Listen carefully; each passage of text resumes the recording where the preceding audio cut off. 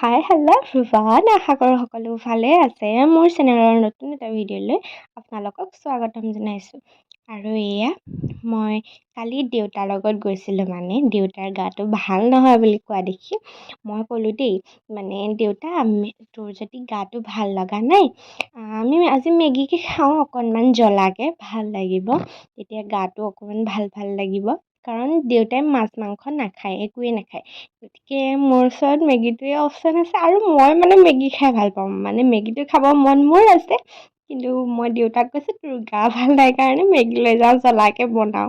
আৰু সেয়া মেগী খাই বৈ এয়া একদম দেখিছে নহয় কিমান ৰ'দ, তথাপিও মই খাবলৈ এৰা নাই। সেয়া এই পেকেট উলিয়াই লৈছোঁ খাবলৈ বুলি। আৰু তাৰপিছতে মায়ে বনাই দিলে চাহ। সেয়া আৰু বনৰ সতে একদম ক্ৰীম বান, মই যে খাই বহুত ভাল পাওঁ। মই খায়ে থাকোঁ, আপোনালোকে প্ৰায় ভিডিঅ'তে মোক খাই থকাই দেখে। আৰু এইটোও মই খাই থকা, মানে মই খাই বৈ আজৰি হ'ল, কিন্তু মই ভিডিঅ' কৰিবলৈ পাহৰিলোঁ। তাৰপিছত কাপটো হাততে আছিলে যে খাই আজৰি হোৱাৰ পিছত ভিডিঅ' কৰি দিছোঁ।